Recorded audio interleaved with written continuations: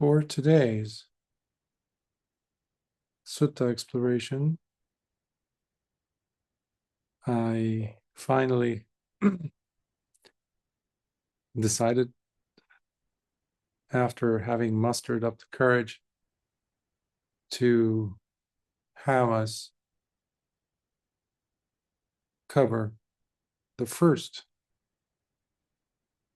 sutta of the middle-length discourses, namely the Mūlapariyāya Sutta.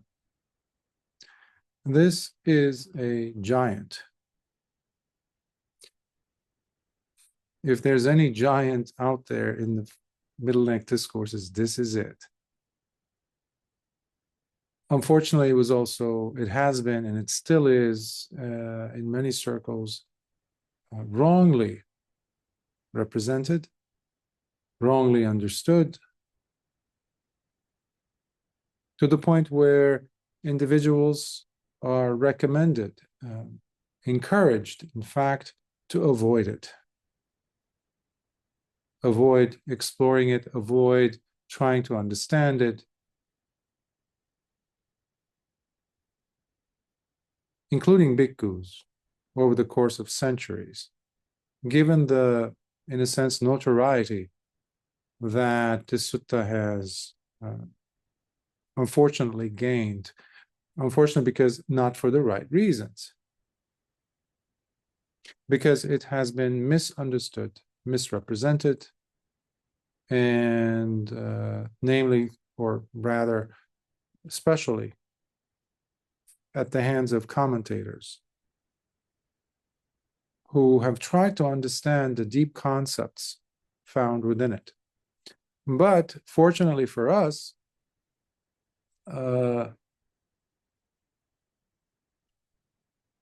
being the very first sutta of the remaining 151, because there's 152 suttas within the middle-length discourses. This is the one that sets the tone for everything to follow.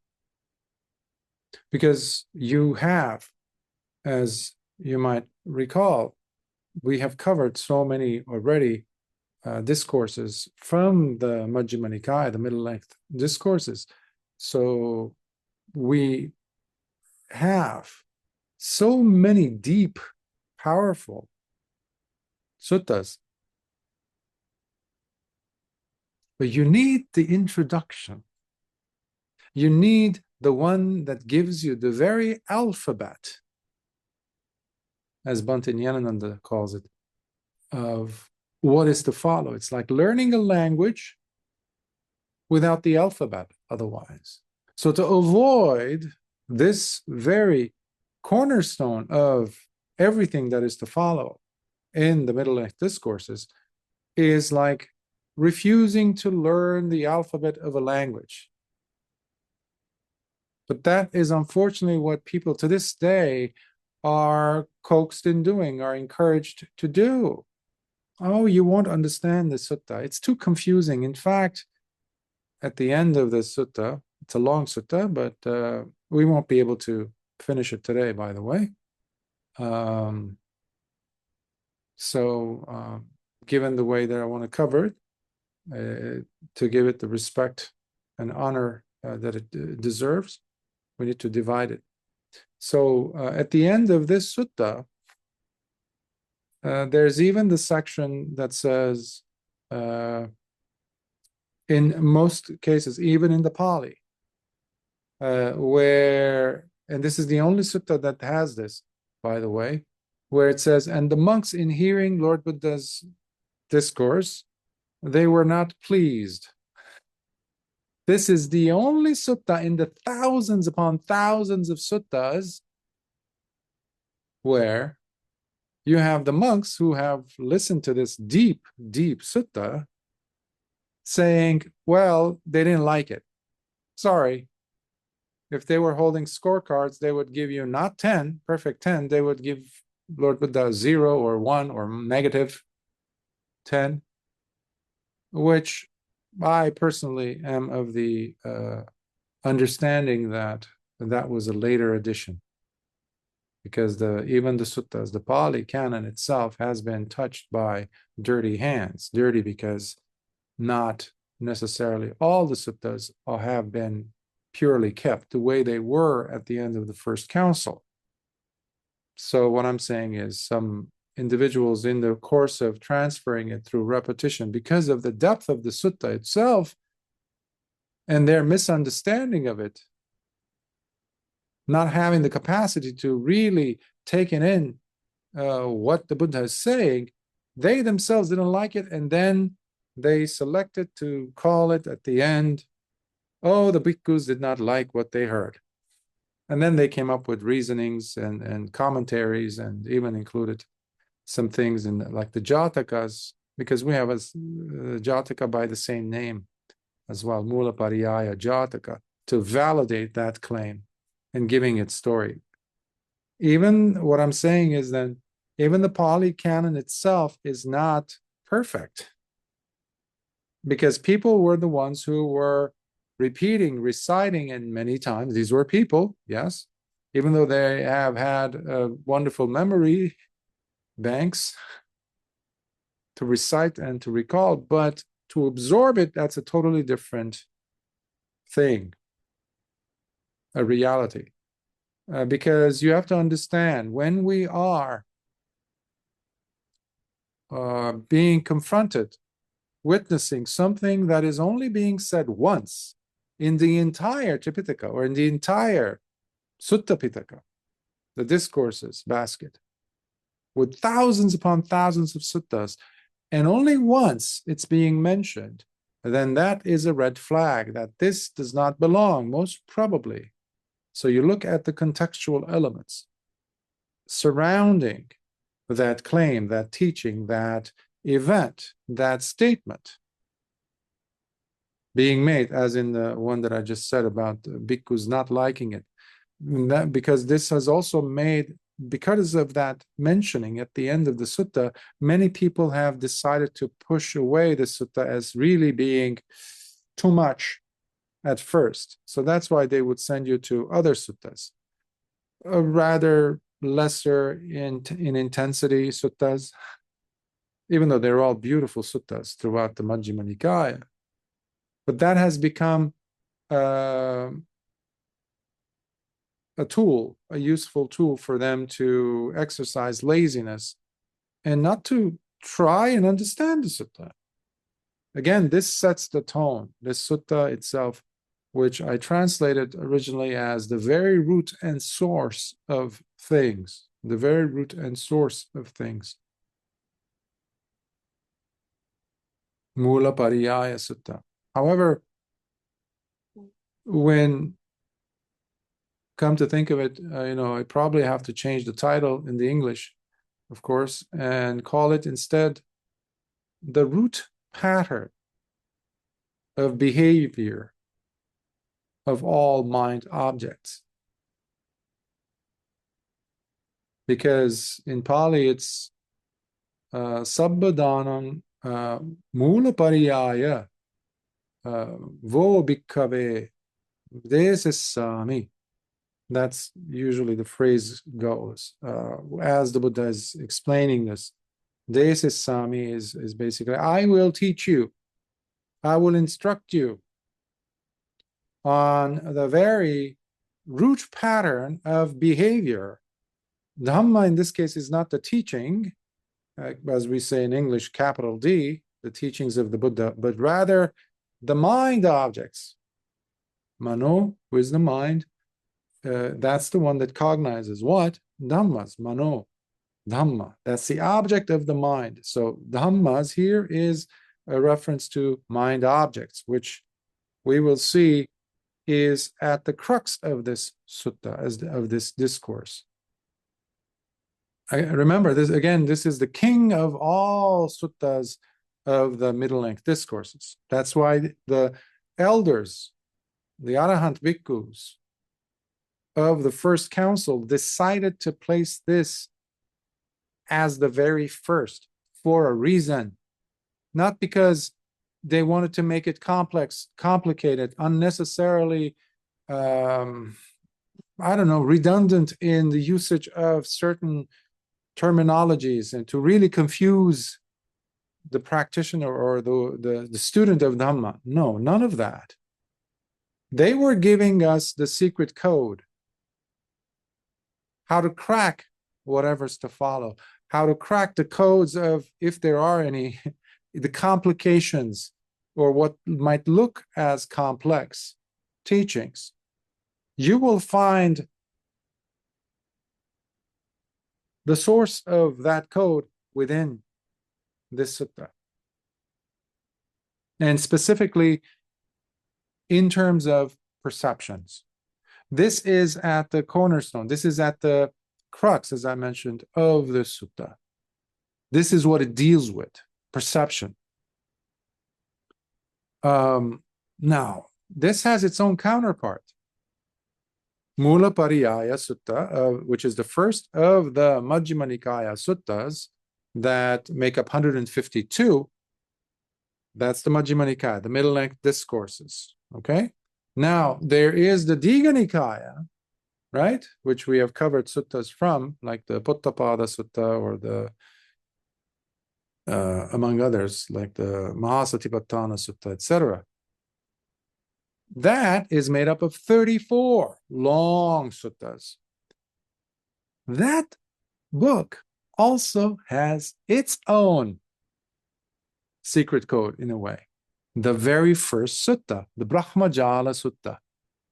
That also has been unfortunately misrepresented, unfortunately miscategorized, misinterpreted, misunderstood. And again, people push it away.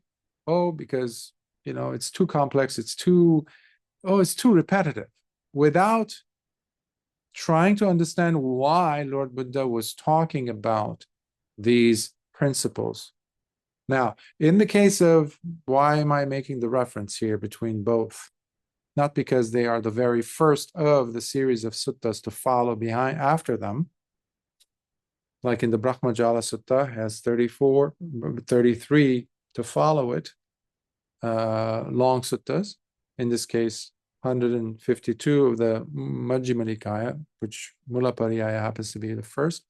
But here, as I mentioned, the Mūlapariyāya discusses perceptions, which are at the crux, at the root. Mūla means root, by the way, source, root of the problem of existence, the problem of suffering. What? Perception. And Lord Buddha is going to attack it in so many different ways, using essentially 24 different concepts of perceptions that beings in the world find themselves anchored in life with, giving themselves and their lives significance, a purpose, a relationship with, to give their lives some meaning, pursuing life, pursuing goals. There's 24 themes, therefore, that the Buddha is going to be addressing, which oddly enough were 24 themes that were, at least most of them, were discussed in his contemporaries. You see these principles also discussed within the contemporary Indian philosophical schools, you know, contemporaries of his, that is, in Upanishads and the Sankhya Yogas and the Sankhya Upanishads and other Vedic concepts. So, because remember, the bhikkhus, the audience that is about to listen to this talk from Lord Buddha, came from that world. So many of them were still very much drenched in wrong views, wrong perceptions. So this is where Lord Buddha is going to, that's why I use the term attacking. Lord Buddha is going to address those wrong views and demolish them. Okay? Oh, I mentioned the Brahmajala Sutta. Why? In the case of the Brahmajala Sutta, which we haven't done, I'm in the process of still translating it because it's a very long sutta, and I've been working on it for a few years.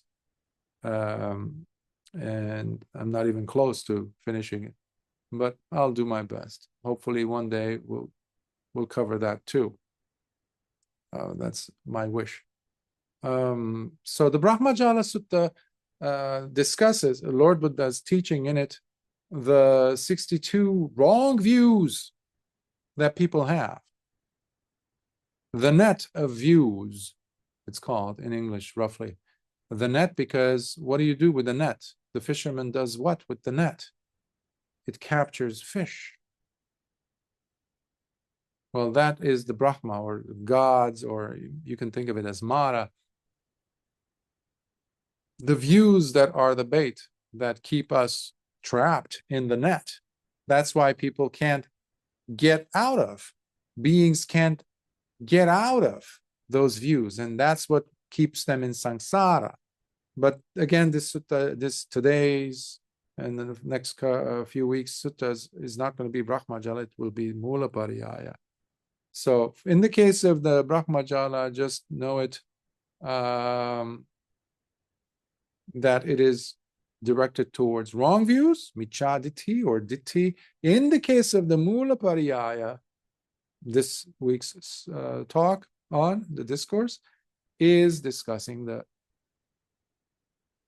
theme of perception. So,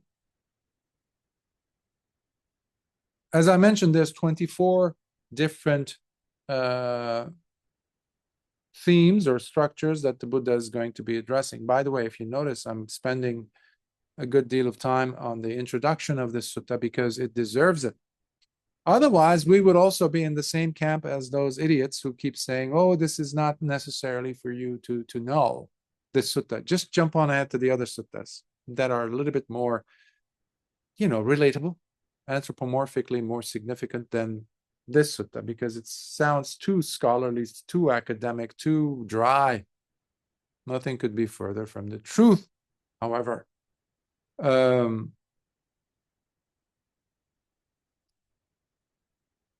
We like to give object status to our concepts, our perceptions. Usually we use feelings to validate those concepts. And this involves, therefore, identification. So the identification with the experience, which the person has, perception has now become, turned into. Personification, identification, what I use the term is anthropomorphizing, which anthro means, from Greek word, it means like being, a human being, or you turn it into having some features, having, something relatable.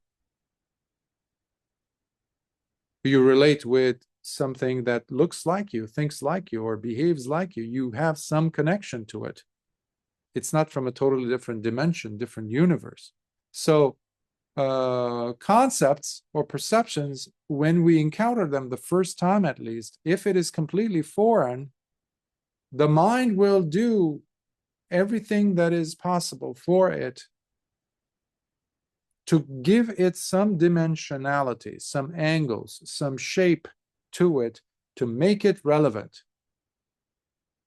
Okay? So,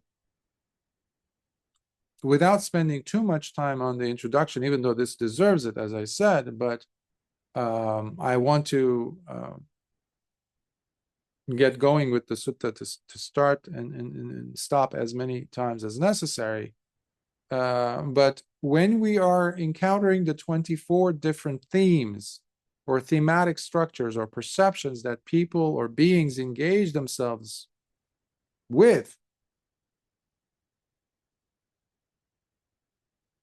we're going to understand how there is the drive to crystallize them, as I said, to create this object, to give it this object reified or reified, to create it this, to turn it into this thing, object status, right?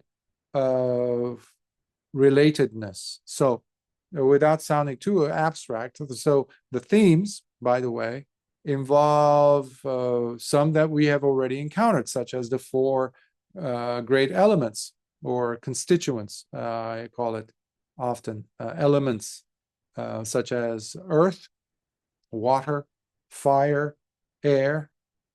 Again, these still sound quite abstract, right? But you can think of them in terms of what they represent experientially, such as when we discuss earth, what is earth? Solid rock is earth. Soil, dirt is earth. Celery is earth. Even though it's mostly water, by the way. The fiber in it, right? Sand, gravel, a building, a metal, anything that has the quality, the characteristic of hardness, solidity, we can think of them as earth. It's an umbrella term, therefore. So don't think of it as the world, the earth, etc. No. So solidity. So people will take that, and we even have emotions that we describe them in terms of solidity versus fieriness. Right? When you feel sluggish, when you feel drowsy, you feel like dragging your feet behind you. What is that? It has the quality of solidity. It's heavy. Heavy versus being angry. Right? Anger is what? Very fiery, moving, burning you inside. You can actually feel the stomach. People have stomach ulcers because of their propensity to get angry easily. So there's the element of fire there, right? The temperature changes. A water element could be seen as the liquidity or the fluidity. Oh, look how he moves. He moves like a fluid, like water. Oh, that thing happened to him. Yeah, but look at him. He got up and walked it off. What happened? So there was a lot more fluidity. It didn't have the solidity, earth element in it. So we all have gone or do go through these phases of the four elements, even second by second in our existence. So what do we do with any of these? We hold on. We turn them into my anger, my sluggishness, and the same goes with ideas.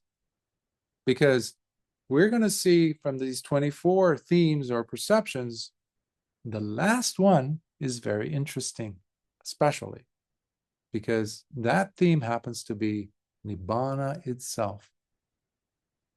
Okay, even Lord Buddha used Nibbāna as a perception because people, guess what? We even turn Nibbāna into something to be held on to, grab onto, anthropomorphized, concretized, crystallized. And remember, the Buddha is dismantling all these views in the minds of these bhikkhus who are sitting there to listen. Now remember, why do I disagree with the prevalent notion that, oh, at the end of the sutta, in fact, all the bhikkhus did not like this, as it says even in the Pali? I don't agree with that. Why? Because this is a heavy, heavy sutta, and Lord Buddha always gauged the minds of the listeners before he began the talk. And Lord Buddha did not waste time in giving talks on the Dhamma. Therefore, if Lord Buddha is teaching, he's teaching to help the listeners attain liberation as soon as possible, especially in the case of bhikkhus being the ones who are listening. So Lord Buddha would never teach this intensely beautiful, saturated with so much Dhamma to a group of mediocre-minded bhikkhus who would, at the end of that long sutta, turn and say, oh, it's not good. I've heard better. No, That could never happen. So that was simply a conjuring up of mediocre-minded commentators who've influenced even the suttas. Because remember, for centuries, nothing was written. At least 5-6 centuries, nothing was written. It was all carried through mouth, through repetition. Repetition. Every monastery had it. Hopefully one bhikkhu who was the reciter. They were the living library of the suttas. And when it's so densely packed with Dhamma, and it's not being properly explained, elucidated, they themselves will develop the dislike, the aversion towards this sutta, of course, at the end of which they're going to say, well, yeah, the bhikkhus did not like, they did not delight in it. That is unfortunately how the prevalent, actually the only version that I've seen in Pali is always ending the sutta with, which to my understanding is false, because they are ignoring the fact that Lord Buddha throughout the countless suttas never taught Dhamma unless he knew who his audience was and what would be the right proportion of Dhamma to give them, what level of Dhamma. Otherwise, he would have taught them dana, he would have taught them sila, he would have taught them about meditation. Just instead of going straight deep into the deep end of the Dhamma. So these were not mediocre monks. So that's why my translation doesn't have the bhikkhus at the end not delighting. It has the opposite. They were delighted in hearing the Dhamma, this beautiful Dhamma, which we will get to in the upcoming weeks when we get to that stage. So without further ado, with this rather brief introduction of this wonderful sutta, this massive giant, nevertheless, we have to dive in. Okay, so Mūlapariyāya Sutta, which I will subtitle it as Part 1, Majjhima Nikāya 1.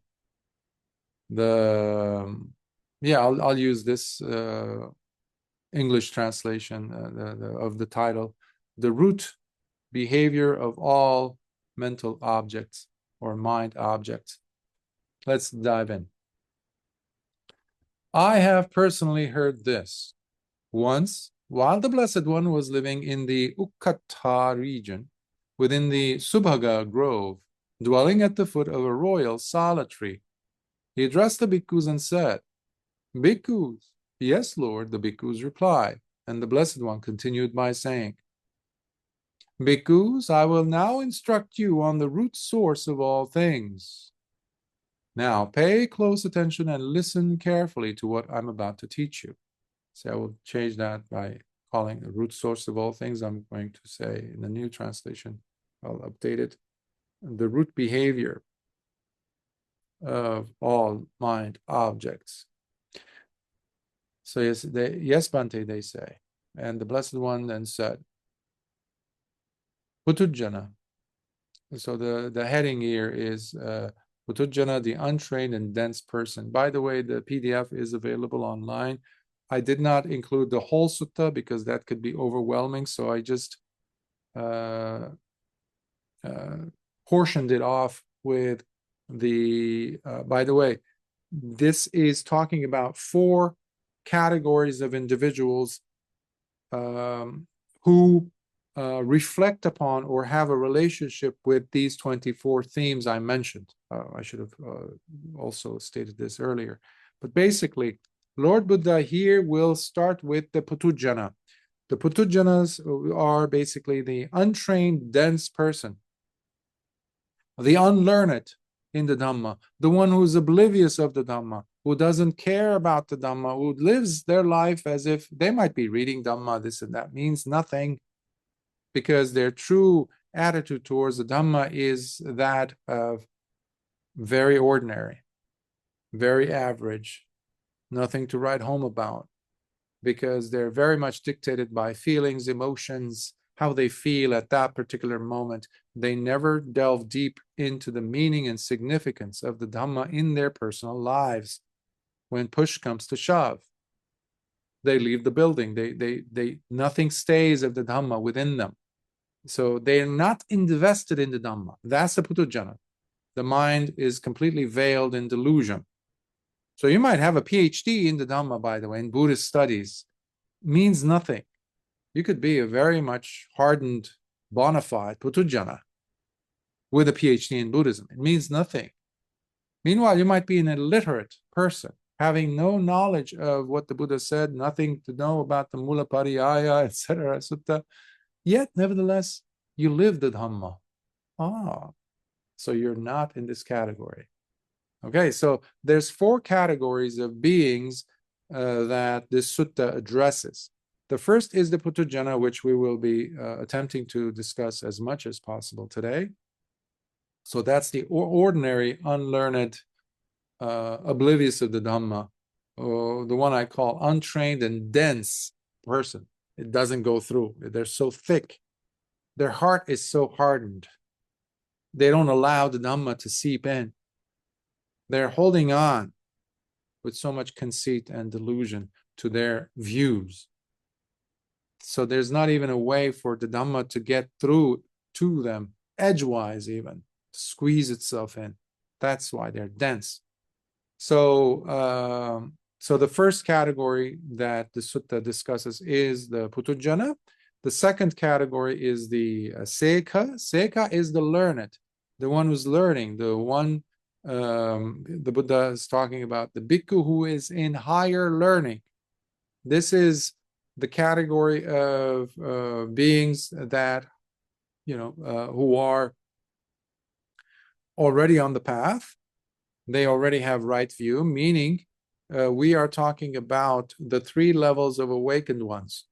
The sotapanna, the stream winner, the one who has entered the stream.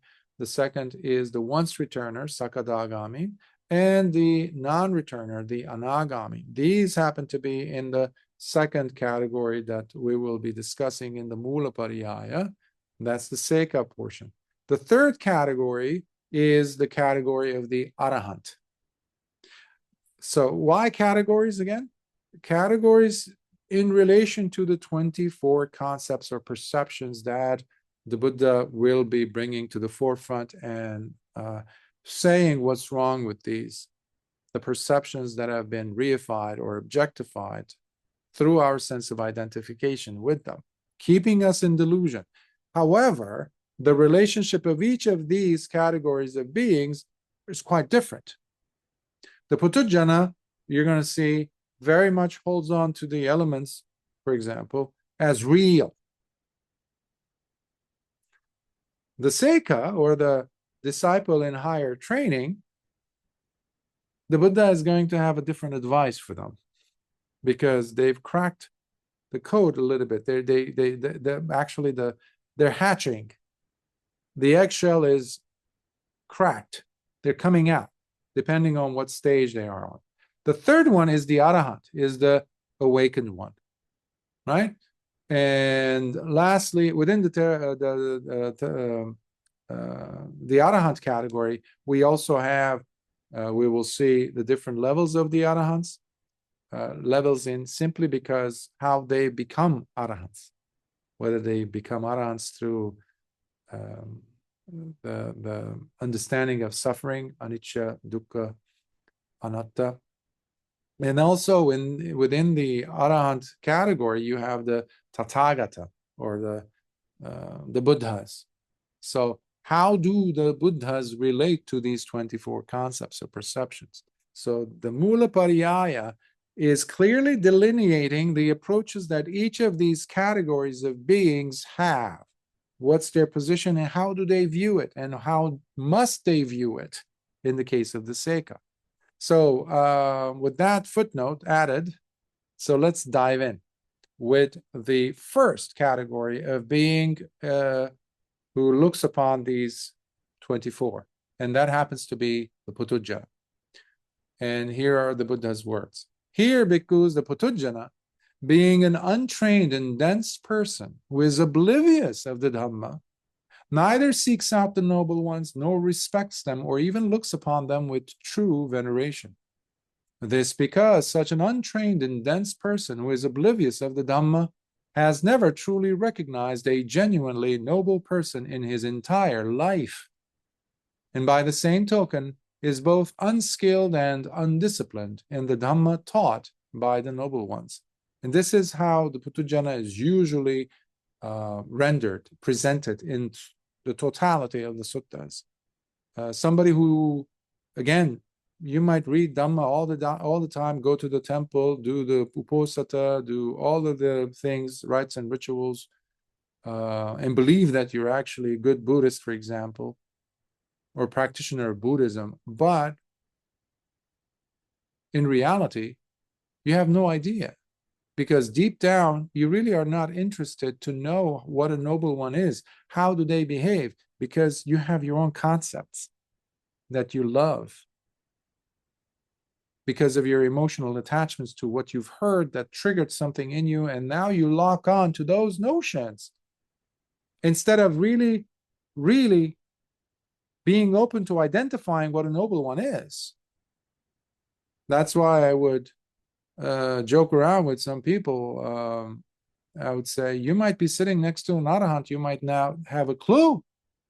Meanwhile, you're talking or reading about the Dhamma or thinking about Arahants. Yes, Arahants, Arahants, Arahants. Meanwhile, there's an Arahant sitting right next to you. Your concepts block you from seeing and being and feeling the presence of the Arahant, because you will feel different if you're open to it.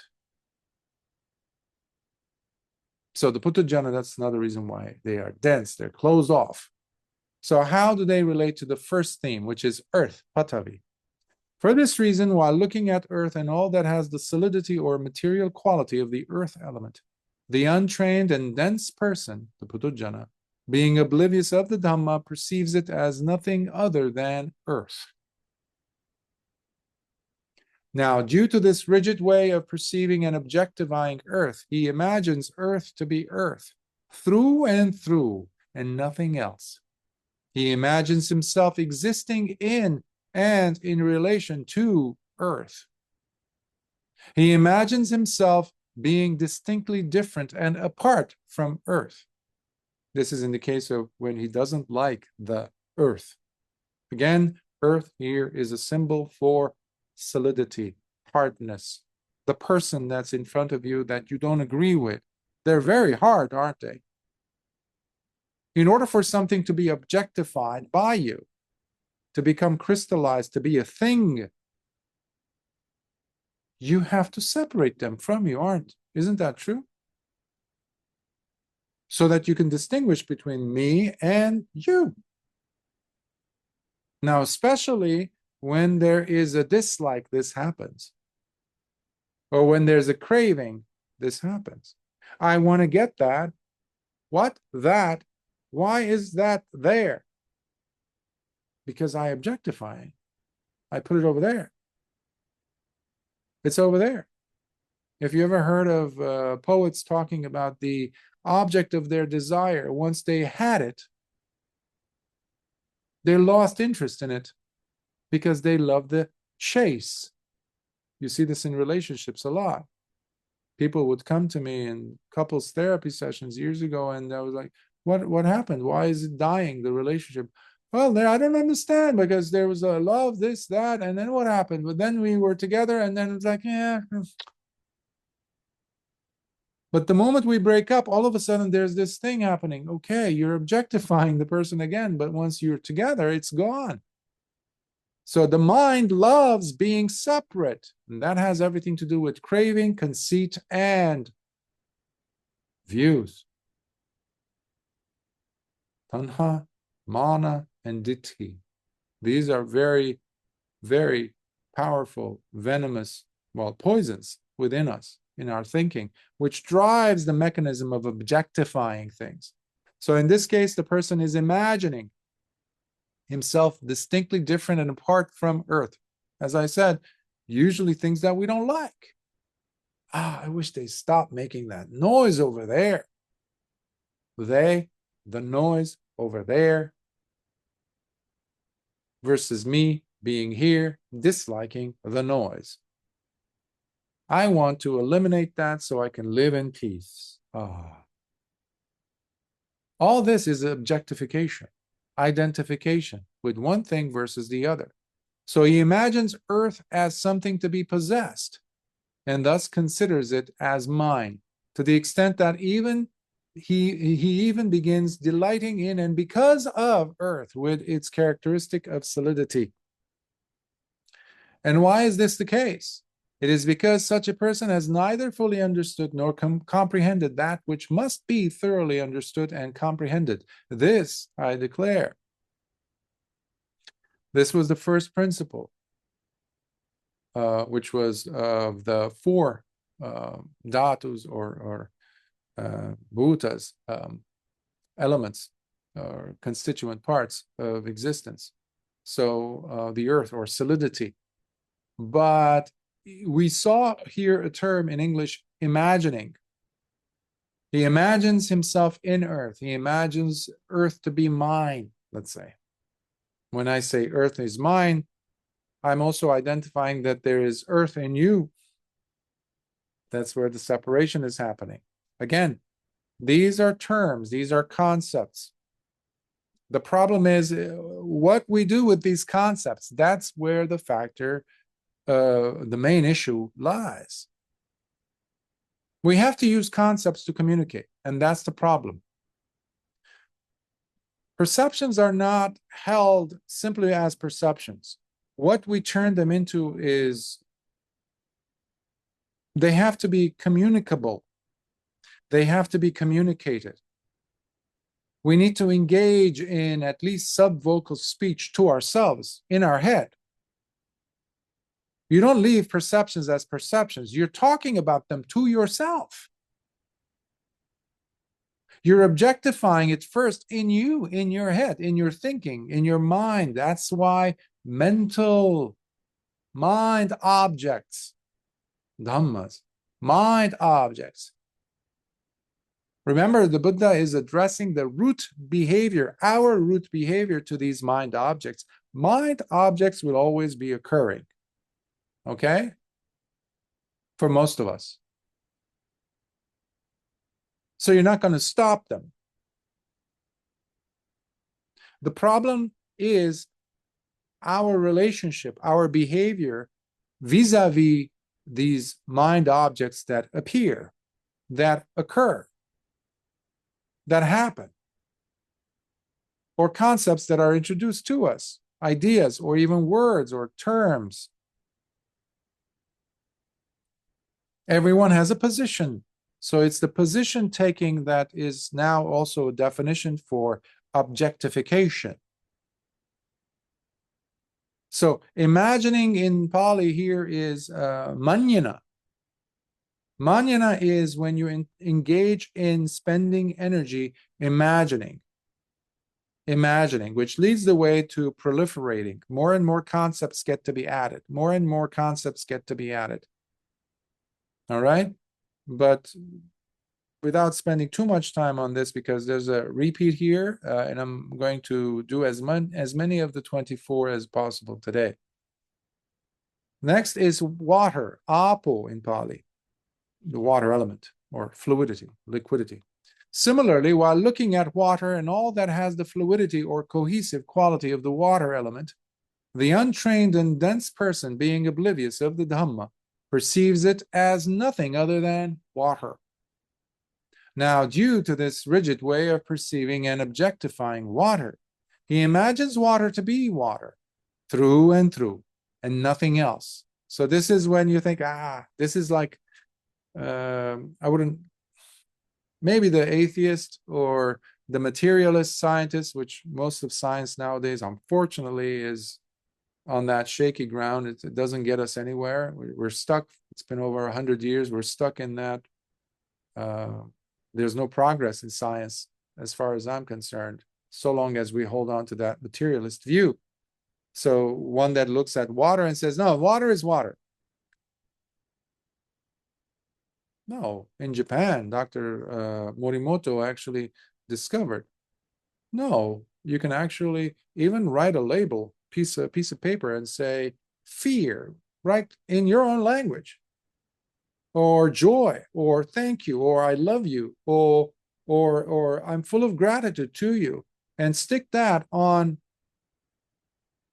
a beaker or a tube, test tube of water from anywhere, even if it's from a junkyard, from a swamp.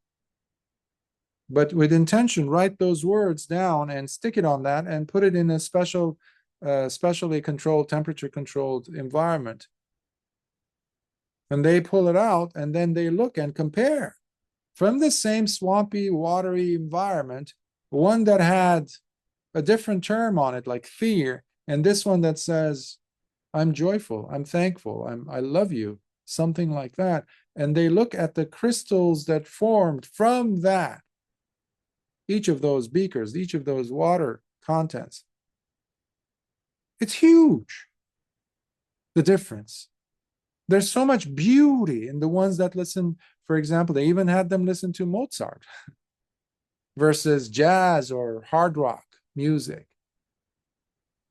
The molecules were all messed up. And they came from the same place, the water. So how can water just be water? That's just one example from, modern research. And it's not that modern because it's been around for 30, 40 years. So I hope they continue that kind of research that goes beyond the materialist view. So the puthujjana imagines himself existing in and in relation to water.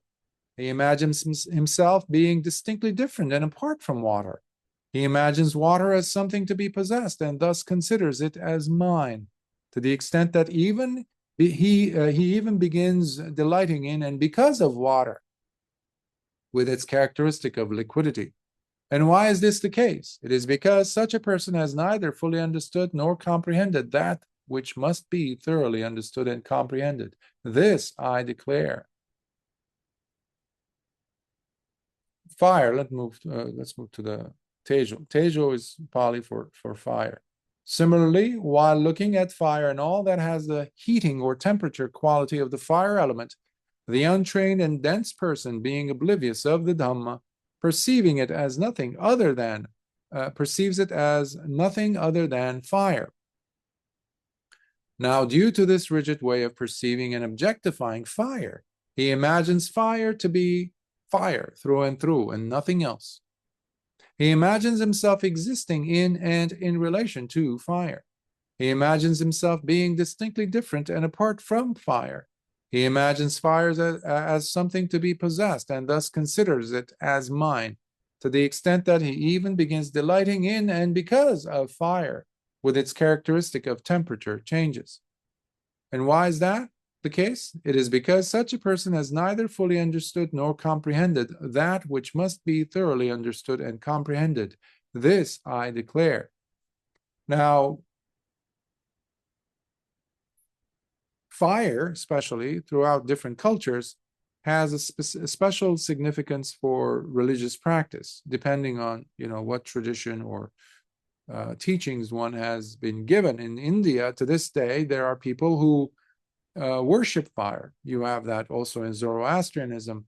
But in the old days, Lord Buddha even did this, and you have examples of this when he recounts them in the suttas, when he was still working towards awakening. He was trying everything. So one of the techniques at the time, to this day available, is the yogi makes a circle, puts cow dung around, like it makes a circle and puts cow dung, and he lights it up. So you have fire around him. He's sitting in the middle, by the way. And then he would wrap his head. Sometimes the hair would be so thick and with the dreadlocks, he would put a layer of some cloth and then some cow dung on top of his head and lights that up. And they would do this in some cases even in the middle of Indian summer, which is terribly hot, in the sun, not in the shade, by the way. Why? Because there's the practice that you need to become like fire. So it's almost like fire worship. Okay, so they would see the fire as mine, or as God, or as something divine, or something to be had, or something that is apart from oneself. So fire thematically is very significant for human beings and in our relationship. So that's also something to have in the back of your mind. Now, what you're seeing in this sutta, you'll see it more and more as we go in further. Nimittas are signs. You find this term, signs and features, mentioned throughout the suttas. And the warning that the Buddha places upon any one of us who goes in and gets sucked in. And if you are a puthujjana, if you're not an Arahant yet, most of us, right? You will be sucked into, pulled into the signs and features, whether it's an earth object or it's a beautiful object, it's a ugly object. When you are objectifying something, you're giving it object status, reality status. That means already you're past the point of no return, in a sense, because you have taken up one of its characteristics. That's definition for signs and features. You see a beautiful image. You see a person who's very attractive to you. How do you know that person is attractive? Something about them caught one of your senses, at least, right? The smell, the sound, the sight, of course. That's usually over 70% of our perception comes through the visual cortex, visual perception. So you take one of those features and you lock on. Manjana is the term I said earlier, right? Imagining. You never let it be as it is. You take it and you turn it into a story. You anthropomorphize it. You give it that poetic reality, which is an oxymoron because there's no such thing. It's all fiction. It's all illusion to give you a certain sense of feeling, a certain emotion. Meanwhile, that person has left the building, has turned the corner. They're not who you thought they were. But your mind doesn't care. Your imagination doesn't care because you've objectified them. You turned them into something that you can hold on to. Like you're now crazy glued to it. You can't separate yourself from, oh, I can't stop thinking about that person. I can't stop thinking about that food. What happened? You have been pulled into its signs and features. And this is a big, big, big hurdle that the Buddha always warns us against. If you remember from the Bahya Sutta, which we've covered several years ago, what was the advice? What was the instruction that Lord Buddha gave to Bahya, who was begging him for some Dhamma, some teaching? And the Buddha said to him in answer, he said, Bahya, when seeing, just see. When hearing, there is just hearing. That's how you're supposed to train. When sensing, whether it's through the nose, the tongue, the body, there is just the sensing. When there is a thought that comes into your mind, don't make it into something other than what it is, which is just a mental object. Don't develop it into something else. And that's what the puthujjana does. That's what anyone who is not an Arahant does, which is you take the bait of the signs and features. But you should have seen how beautiful that person is or was. Oh, that was such a beautiful thing that I have to repeat that. You're gone.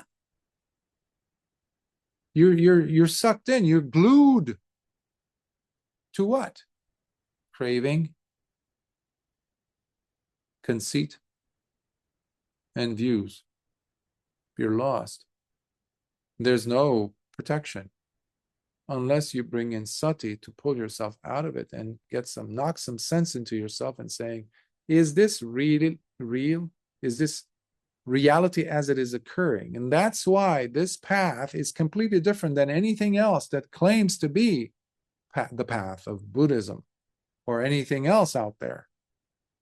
Why? Because this path that the Buddha taught is about yatha bhutan jnana dassana, to see things as, to have the sight, the understanding, the vision, the clear understanding of how things come to be. Reality, without you adding any features of yours, attachments to the features that you're seeing, you're observing, you think you are. That's the objectification part. Do you see how beautiful this sutta is? How it is the map. It's the very map upon which the Madhupindika Sutta is, upon which Anupada Sutta is, upon which the Indriya Bhavana Sutta is, the last of the suttas of this Majjhima Nikāya. Beautiful suttas. But if you have this, but many people don't even give it the time of day because it's, oh yeah, it's not a sutta to be explored. It's the map, it's the alphabet, it's giving us the very system with which to understand. The algorithm that actually is necessary to understand and approach the remaining 151 suttas, not just the suttas of the Majjhima Nikāya, by the way, but the entire sasana, the entire dispensation of the Buddha.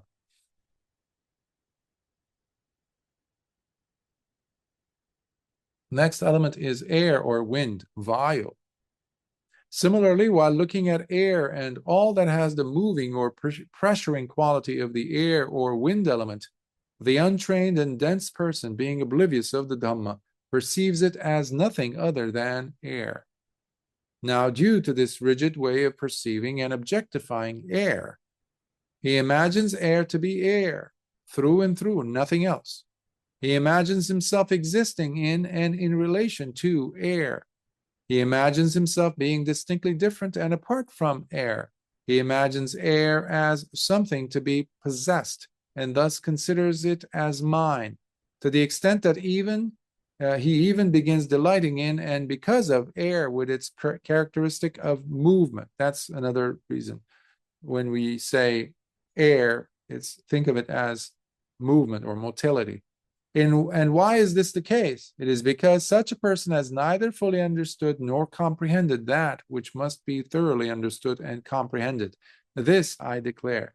Now again, please don't look at these four elements as compartmentalized, factual things out there, because you're going to have a difficulty negotiating that with the reality you perceive. If you are simply looking at earth, water, fire and air, life doesn't happen in those packages, right? But these were the principles that were in place at the time in India to describe and relate to, in essence, the visible world, existence. Okay? So that's what people would use as concepts to start to describe experiences. To this day, we do them. When you go to a doctor and they say, "Do you have fever?" What words do you use? Yes, doctor, I feel like I'm burning. Yes, I have a terrible fever. Or my thoughts keep running like crazy, like as if it's like river, just nonstop. What are we saying? Fluidity. The other one is fire. So in the old days, they would just simplify it, and instead of calling it by different names, they would just say the fire element. Oh, air element. When the person says, "I'm very distracted. I feel like my existence is groundless. I'm not grounded enough." What am I saying? I'm very airy. There's too much of the air element versus the groundedness. What is the groundedness? Solidity, hardness. What is that? earth element. So please don't look at these as things that are so foreign, that are not related to you and your worldview of things. No, they are. That's why I use so many different words instead of just locking one term and saying, oh yeah, the earth. The decades of studying the Dhamma, I've always struggled with these translations. That's why I decided to do it myself. Because we have to use different terms, different context is missing oftentimes. Even with the Pali. So you have to really unravel constantly, relate it back to life, because the Dhamma is life. It's not separate from life. So we don't need to complicate things. So here we had the 4 elements. So now, remember, there's 24 perceptions or concepts here that the Lord Buddha is addressing. So we just did 4. We're going to go to number 5, and we'll do as many as possible today. Hopefully my voice will be able to manage. So this one is about the Bhuta. Bhuta are basically living beings.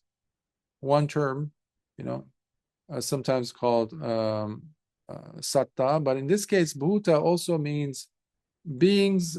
Sometimes they've referred to primarily, some people have used it as a term for even ghosts, earthly devas, spirits, etc., and in some cases humans as well. I just translate it as living beings. Similarly, while looking at living beings and all their diverse features and qualities, the untrained and dense person, being oblivious of the Dhamma, perceives them to be nothing other than living beings, possessing those distinct features and qualities. Now, due to this rigid way of perceiving and objectifying living beings, he imagines living beings to be just that, living beings through and through, and nothing else. He imagines himself existing among and in relation to other living beings. He imagines himself being distinctly different and apart from other living beings. He imagines living beings as things to be possessed, and thus considers living beings as mine, to the extent that he even begins delighting in and because of living beings with their distinct features. And why is this the case? It is because such a person has neither fully understood nor comprehended that which must be thoroughly understood and comprehended. This I declare.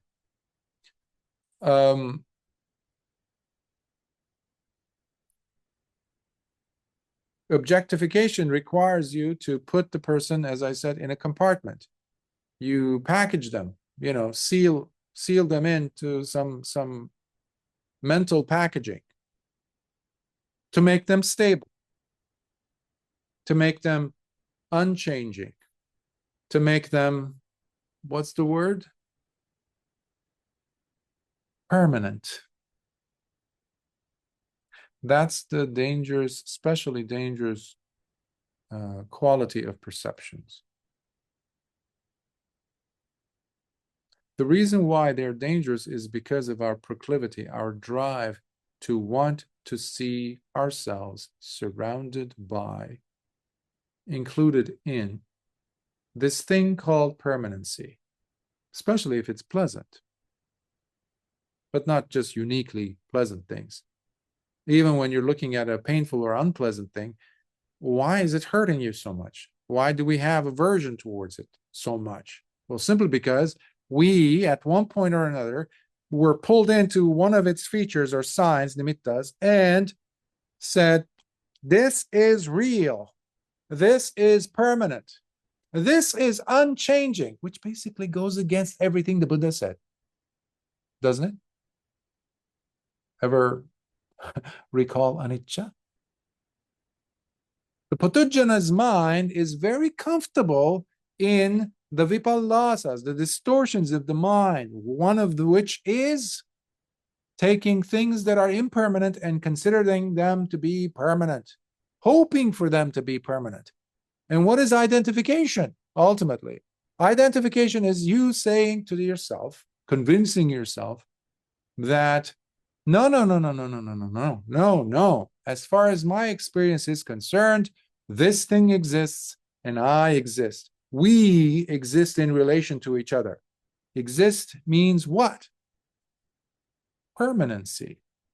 We are trying to perpetuate stability in an unstable world. Remember, these are just passing mind objects. These are passing experiences. Do you recall what the Buddha said to Bahya again? Bahya, when seeing, there is just seeing. He didn't say go ahead and pluck out from reality signs and features and go put them in a frame, concrete, put them in a concrete barrel or something and say, this is it. No, when you're seeing, you're simply seeing. This requires courage, authenticity, and breathing in the moment. Breathing in the moment, being alive to the moment of experience, minus your ideas about the moment, minus your concepts, our tendencies to identify. But when I'm looking at you with my notions of how you behaved yesterday, how could you have said those things, or the thing that you did to those people or to me? And the next time I see you, how in the world am I going to look at you and see you for what is taking place in front of me? I won't be seeing anything real.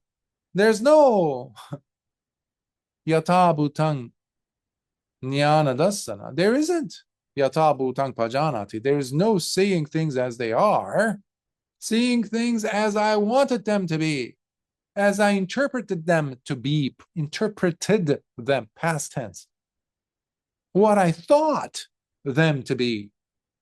That's what I'm carrying. I'm not even seeing you, am I? I'm not even hearing you, am I? Do you understand what I meant earlier now by saying that you might be sitting next to an Arahant and you would be clueless? Why? Because you are drenched in your own ideas as to what an Arahant is or supposed to be. Do you see the devastating impact of delusion? Do you see that it is anything to do with passivity? It's real. It's very engaged. Illusion is very much, well, engaged, and because it requires our active participation to stay dumb, to stay arrogant, to stay blockheaded, to stay dense. So puthujjana doesn't just get to be born as puthujjana. It's a constant investment on their part to stay dumb, to stay ignorant, to stay dense, to stay blocked off from the Dhamma. Why? Because we like to hold and grab on to things as me, myself, this in relation to me. Even we're going to see at the end of the 24, which is Nibbāna, how even that people have objectified as a thing,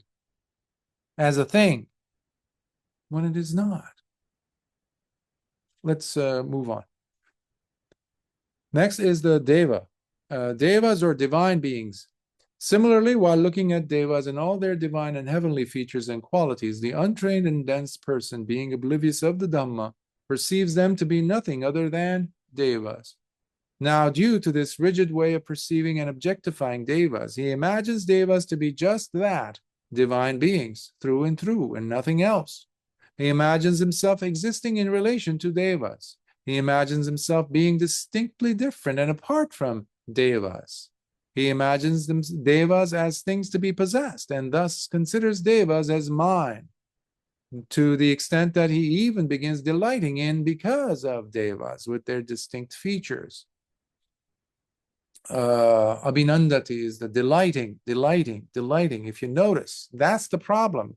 You objectify something because there's a delighting somewhere because of the objectification. Now, if it's a pleasant thing, you're objectifying it because because you're gaining something.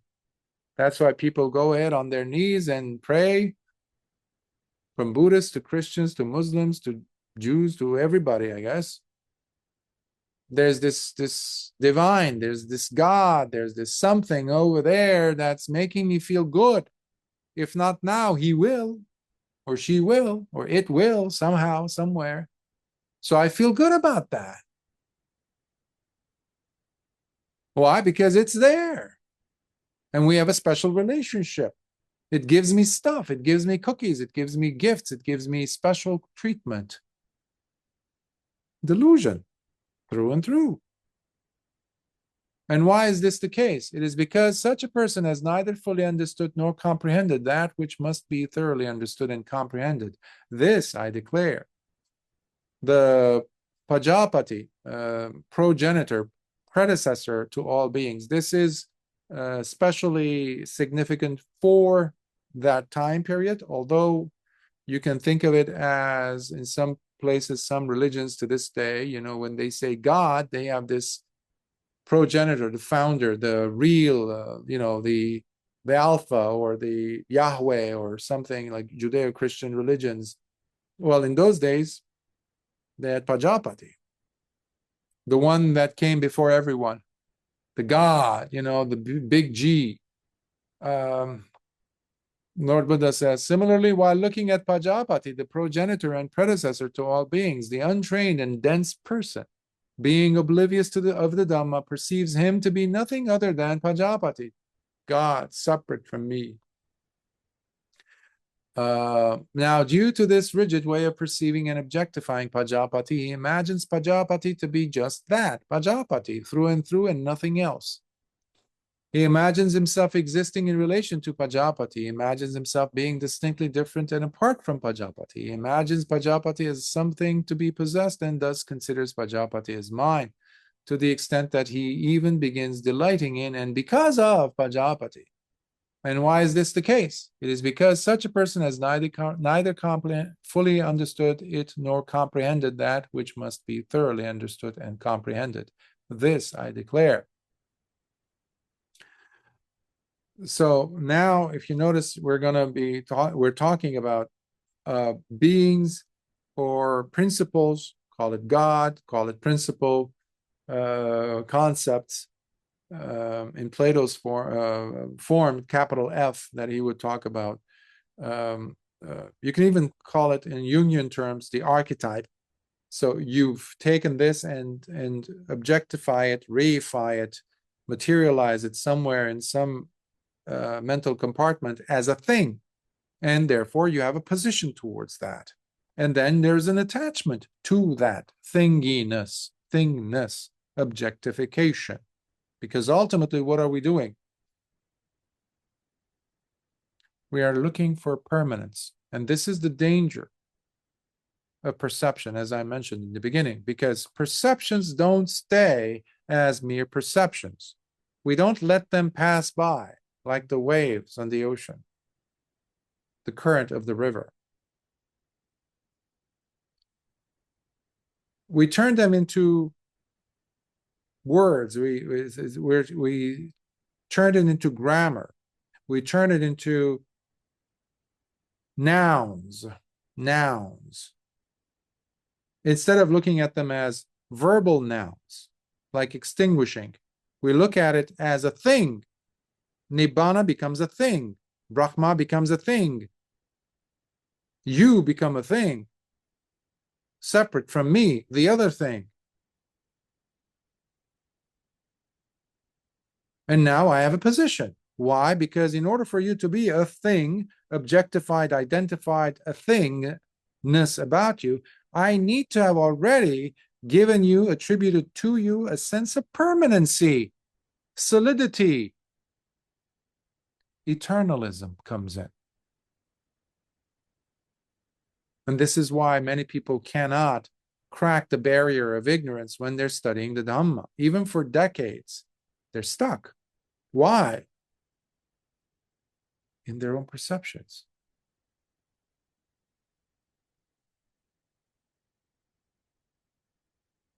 When Lord Buddha was talking about Vepachitti, the demon gods, the Asura king, who had been captured by Sakka and his troops, the Devas, every time he was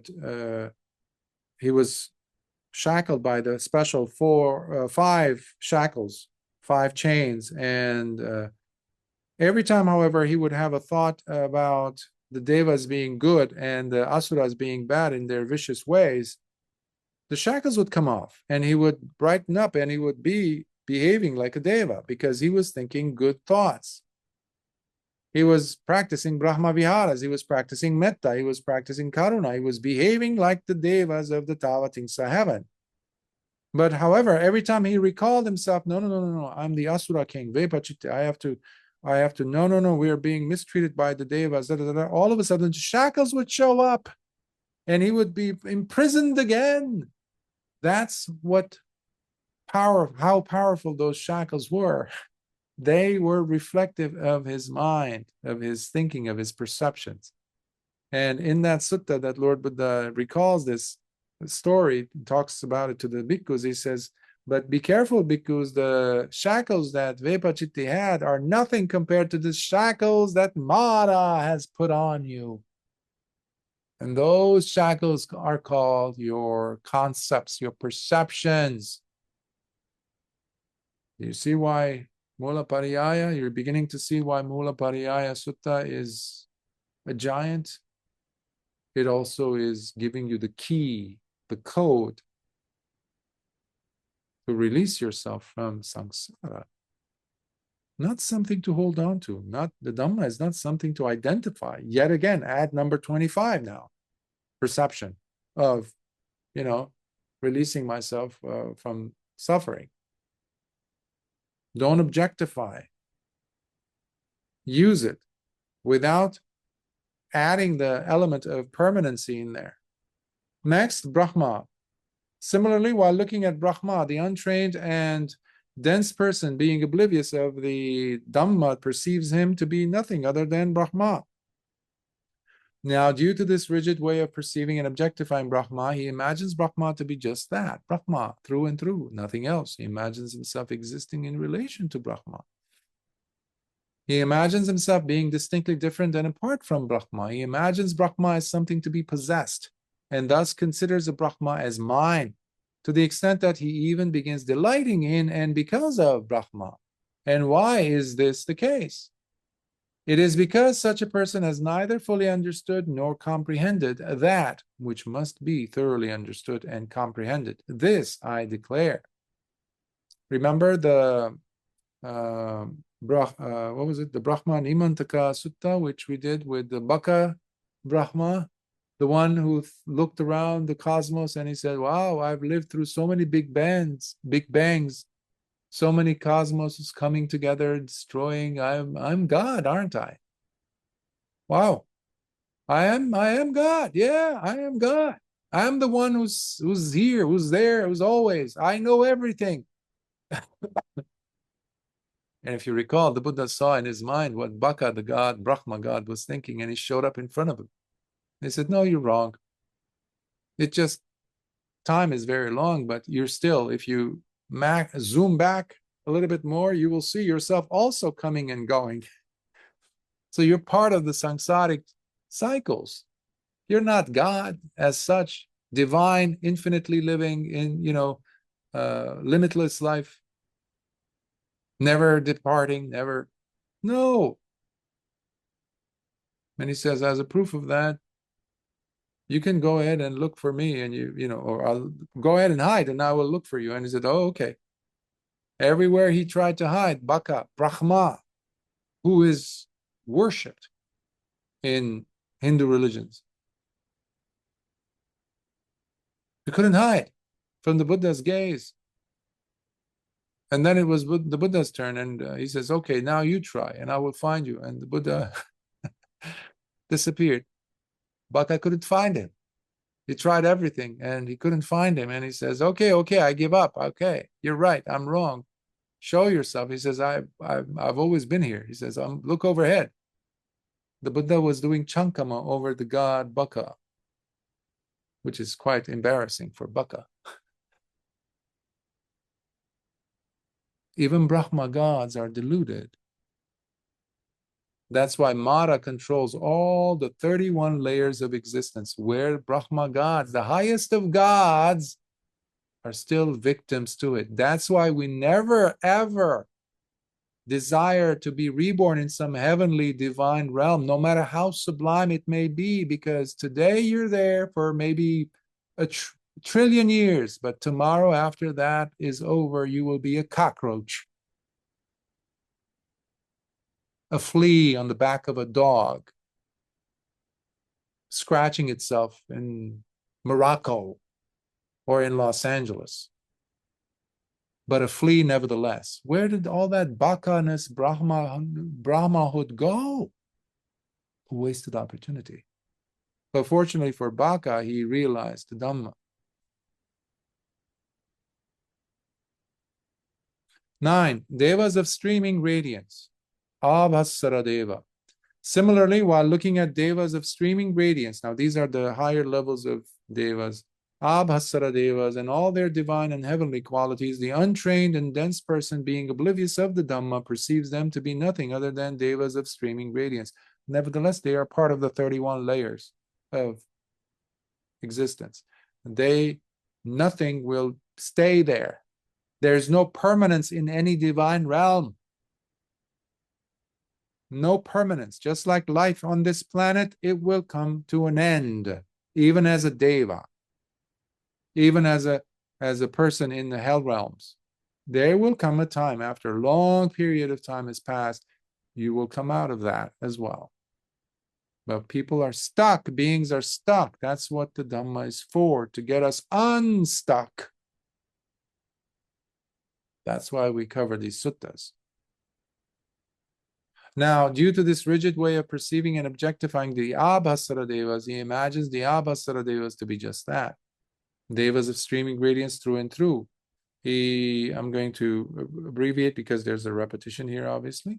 He imagines himself existing in relation to them, being distinctly different to them, as things to be possessed, as mine, until he becomes delighted in and because of the Abhasara devas. Why? Because he has neither fully understood nor comprehended this. Number 10, devas of lustrous beauty. These are the higher, gradually you're going up. These were the devas who would come, many of whom would come and listen to the Dhamma or ask questions of the Buddha. We have many of these encounters, the dialogues within especially the Sangsara Nikāya, in the Tathāgata Vagga Sangyuttas. You have these special devas showing up between the hours of 12 and 2:33 a.m., where it would be absolutely quiet. And they would light up the whole Savatthi region or wherever the Buddha was staying. And they would have these beautiful Dhammic encounters. They were thirsty for Dhamma, many of them, because they realized that their status is not permanent. They wanted to understand and break free. Similarly, while looking at devas of lustrous beauty, Subhakina devas, and all their divine and heavenly qualities, the untrained and dense person, being oblivious of the Dhamma, perceives them to be nothing other than devas of lustrous beauty. Now, due to this rigid way of perceiving and objectifying the Subhakina devas, he imagines them just that, through and through, and nothing else. He imagines them existing in himself, existing in relation to them, things to be possessed, begins delighting in because of the Subhakina devas. And why is that? Because such a person has neither fully understood nor comprehended that which must be thoroughly understood and comprehended. This I declare. Venerable Sariputta, right that night of his dying, when he was suffering from dysentery, he had gone back to his mother's palace because she was a very wealthy Brahmin. He came from that family, but she had disowned him.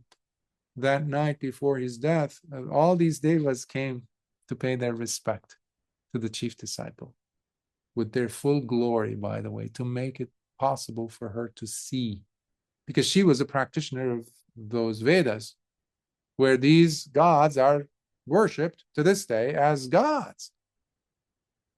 But she was flabbergasted. She was surprised beyond belief. What's happening to my son's room? Because she had taken him in because he's dying, and the other bhikkhus, the students of Venerable Sariputta, were around him. So she didn't enter, but she stood outside. She's like, what's happening? The room is lighting up like there's no tomorrow. So one after the other, these devas were coming, including from the basic, the four great kings to Sakka, Indra, Brahma, Mahabrahma. All these gods were coming to to bow down. So she was seeing this happen. But she had worshipped them. They were very much objectified in her mind. They were things. She had a position here, they were there. They were eternal. They were this, they were that, they were permanent. At the end, after they left, she came back inside and she said, son, what was that? Who was coming in? Who was Venerable Sariputta lying down? He says, those were your gods. Those were the ones that you worship every day, every morning, every night. But no, she says, yes. First there was this, there was that group, there was that group. And she's like, but they were all bowing down to you, my son. He says, yes. Yes, they were. And then she goes, my son, is that powerful? I'm worshiping these people, for these beings, all my life. She was nearly 100, by the way, at the time. For a century.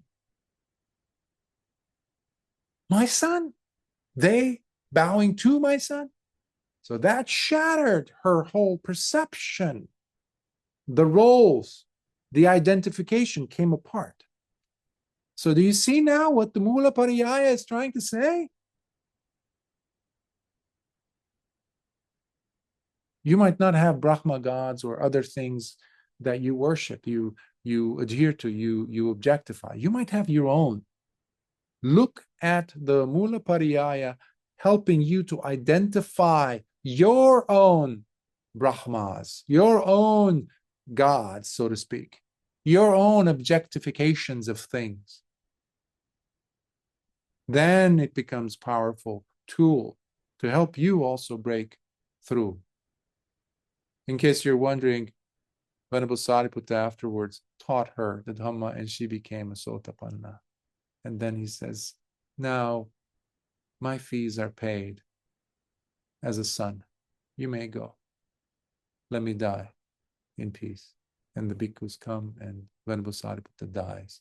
That's why he had come back. Walked all that long journey to come back to his mother.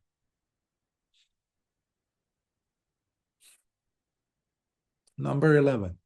Devas of limitless fruit. Veha phala deva. Similarly, while looking at devas of limitless fruit, Veha phala devas, and all their divine and heavenly qualities, the untrained and dense person, being oblivious of the Dhamma, perceives them to be nothing other than devas of limitless fruit. Now, due to this rigid way of perceiving and objectifying the Veha phala devas, he imagines them just as that, devas of limitless fruit, Veha phala, through and nothing else. He imagines them himself existing in relation to them, imagines them to be different than him, he imagines them to be as something that he could possess, something that, in the old days, at least in the West, Middle Ages, also in the East, people would have tiny little statuettes of gods, whether it's some saint, Virgin Mary, or you have the Buddha statues. You have that in Japan or other parts of Asia, where people would carry them when they traveled. And then you have the things, like today you have amulets or crosses or some yantra or some mantra or some amulet hanging from people's necks. All these, what are they trying to say? I'm possessing you. I am carrying you in my pocket, oh Buddha, for example. What are you trying to do? I'm possessing, I see you as some object to possess, to hold on. to delight in. And why is this the case? It is because such a person has neither fully understood nor comprehended. Overlord or Mahabrahma, Abhibhuta. Similarly, while looking at the Overlord, Abhibhuta, and all his divine qualities, the untrained and dense person, being oblivious of the Dhamma, perceives them to be nothing other than the Overlord. Now, due to this rigid way of perceiving and objectifying the Overlord, he imagines the Overlord to be just that, through and through. He imagines himself existing in relation to. He imagines himself distinctly different and apart from the Overlord. He imagines the Overlord as something to be possessed, as mine, as something to be delighted in, and because of the Overlord. And it is because such a person has neither fully understood nor comprehended that which must be thoroughly understood and comprehended. Now we get to the practice of the jhanas, specifically the higher jhanas, the immaterial or formless realms. The others, if you noticed, are dealing with the formed realms. That's where the devas or the heavenly realms of existence, circulate, if you want to call it that. So this is the sphere of infinity of space. This is in essence, the fifth jhana. Akasanyancha ayatana realm or sphere. Similarly, while looking at the sphere or dimension of infinity of space and its qualities, the untrained and dense person, being oblivious of the Dhamma, perceives it to be nothing other than the sphere or dimension of infinity of space. Now, due to this rigid way of perceiving and objectifying the sphere or dimension of infinity of space, he imagines the sphere or dimension of infinity space to be just that, the sphere of dimension of infinity of space, through and through, and nothing else. He imagines himself existing in relation to it. He imagines himself being distinctly different and apart from it. He imagines it to be something to be possessed. And this happens especially with meditation students, obviously, because we're talking about the jhanas. Sometimes people would come in and they say, how come I'm not able to enter that jhana? I wanted to get back into the jhana, as if it's like almost like a pool. You're jumping in and now you're kicked out of that pool or a room. You don't have the visa to go back in. Why? I can't go back in, Bhante. I need to. And they start to push. Adding more what? Craving. And also conceit. Why can't I get back into that state? What's wrong? What am I doing that's wrong that doesn't allow me to enter that joyful state, or that, in this case, the dimension of infinity of space, which basically allows the person to feel almost at a loss, like they can't really situate themselves in concretized space. It's a lovely experience because it's always expanding. It's lovely, but it's, even though that's why it's called formless, the first of the formless jhanas, but it's just a phase, it's just a state, it's temporary. But the person, if they're objectifying it, that means they are attaching what to it? Permanency. They want it to last. That's why they're suffering. In all of these, so long as there's permanency attached, including Nibbāna, you will suffer. Including Nibbāna, we will suffer. If we're attached to it, into the idea of permanency, once I hit Nibbāna, that's it, I'm in. No one's going to kick me out. I'm out of Shawshank. I'm good to go. I'm liberated. I'm free. I'm in a world of Nibbāna. Yes. What? What are you doing? You just substituted your old perceptions with Nibbāna. What is the difference? Where is the qualitative difference, really? So coming back to the infinity of space. So he thinks of it as something to be possessed, as mine, as something to be delighted in because of that sphere of infinity of space. Why is that? It's because the person has not really fully understood nor comprehended. Now, number 14, sphere of infinity of consciousness, Vijnanachayatana Sutta. Minus the Sutta part. Vijnanachayatana sphere. Similarly, while looking at the sphere or dimension of infinity of consciousness, and its qualities, that's the vijnana part. The untrained and dense person, being oblivious of the Dhamma, perceives it to be nothing other than that sphere of infinity of consciousness. This is the 6th jhana. Now, due to this rigid way of perceiving and objectifying that sphere, he imagines it to be just that, nothing else. He imagines it himself in relation to it.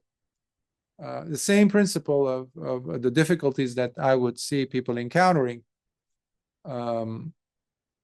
Because you're holding yourself rigid, you won't be able to enter this sphere, this experience, because you're still very much rigidly placing yourself, or have placed yourself, in this sphere of I am not in it yet because I am here.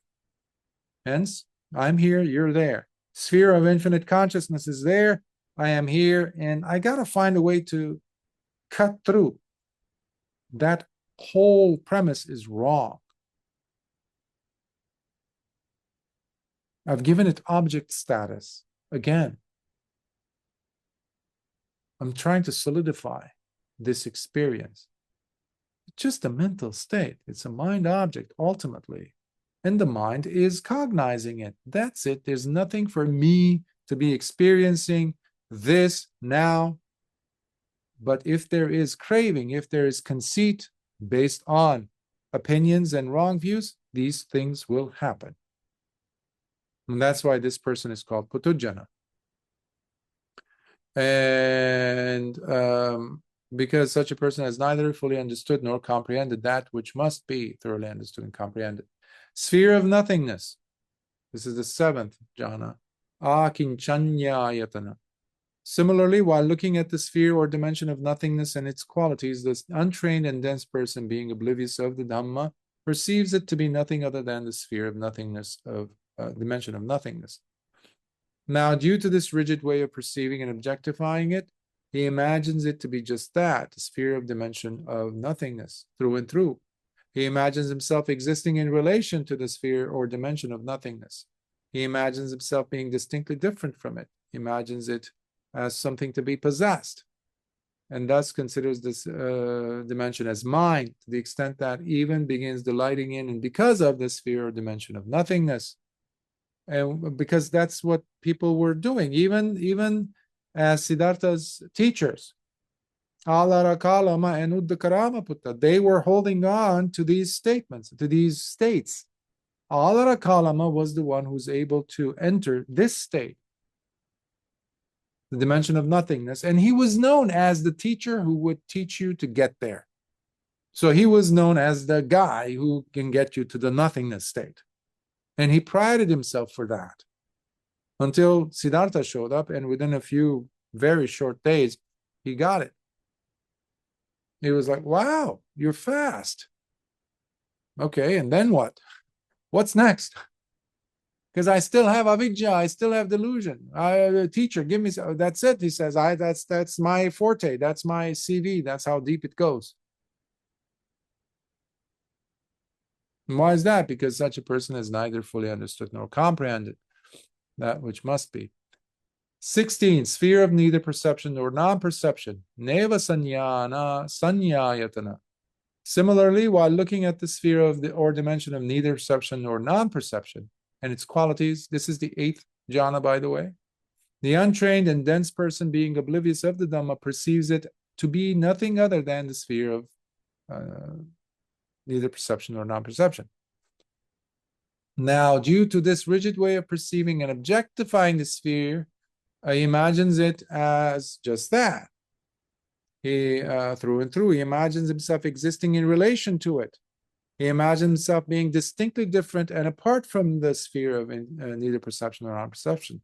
He imagines it as something to be possessed, and thus considers the sphere to be mine, to the extent that he even begins delighting in because of the sphere or dimension of neither perception nor non-perception.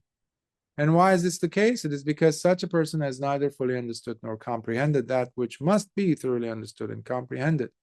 This I declare. I once met someone on a retreat, and the retreat was being advertised as, wow, you go here and you're going to experience jhanas, this and that. I was like, okay. I had read the book of the teacher at the time, and I really liked the content because he was talking about anapanasati, and I was very much moved, and it was helping me in my practice. So I went, and I'm sitting there having lunch. During lunchtime, it was the retreat, 10-day retreat, silent. And I see this person, not the teacher, but his very, very close student, all of a sudden was blurting out about the jhanas, and he turned to me and he said, yeah, I've actually attained the 8th jhana. Yeah, I can go in the 8th jhana like that. I've never heard somebody openly discuss the jhanas. I felt maybe it's trivializing the jhana, which tells me about where I was, because I was also apparently objectifying the jhana as something other than, see? But in this case, he had possessed it. He's like, it's a thing. It's my thing. I have it. I can get in and out of it anytime I want. I said, wow. I didn't know how to relate. I was like, wow, that's great for you. But it didn't sit well with me because I knew there's some adhammic quality to it, non-dhammic quality to it. There was definitely conceit there. My gut feeling didn't lie. But that's what happens. Because the person, even if they entered it, even if it's 100% true, even if, that's a big if, then it means that the person is delighting in a mental object. They have a relationship. They've objectified it, which defeats the Dhamma presence. There's no Dhamma there. That puts you back into the category of a puthujjana. And why is this the case? Because the person, as Lord Buddha beautifully says, has neither fully understood nor comprehended it as it should. This I declare. 17. What is seen? Ditthi. Similarly, while looking at what is seen and all that has the quality of being visible or seen and observed by the eyes, the untrained and dense person, being oblivious of the Dhamma, perceives it as nothing other than what is seen. Now, due to this rigid way of perceiving and objectifying what is seen, this is basically, now he's talking about empiricism or empirical way of looking at, meaning using your senses. What science typically, even healthy science, I would say, typically prides itself for doing or using. It's considered to be empirical, using your senses.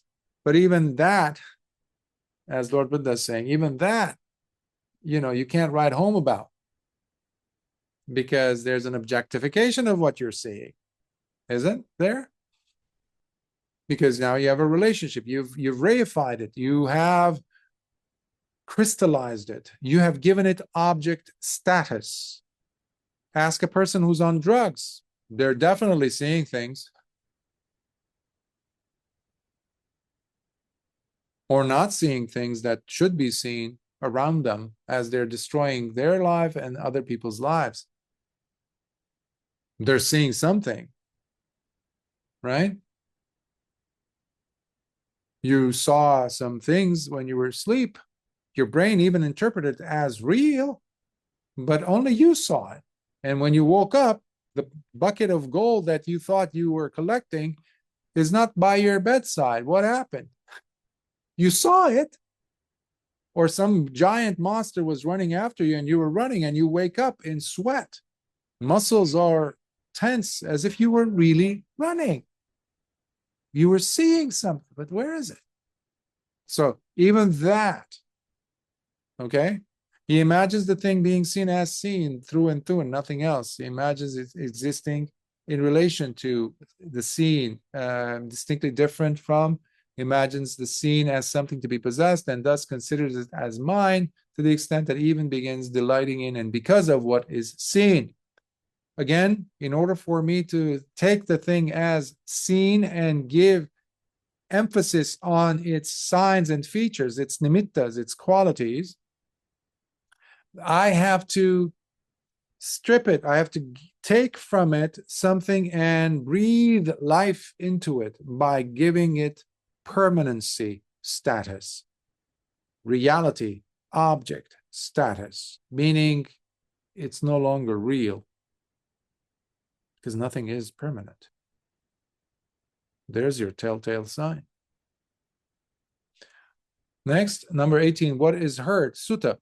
Similarly, while looking at what is heard and all that has the quality of being heard or listened to and observed by the ears, the untrained and dense person, being oblivious of the Dhamma, perceives it as nothing other than what is heard.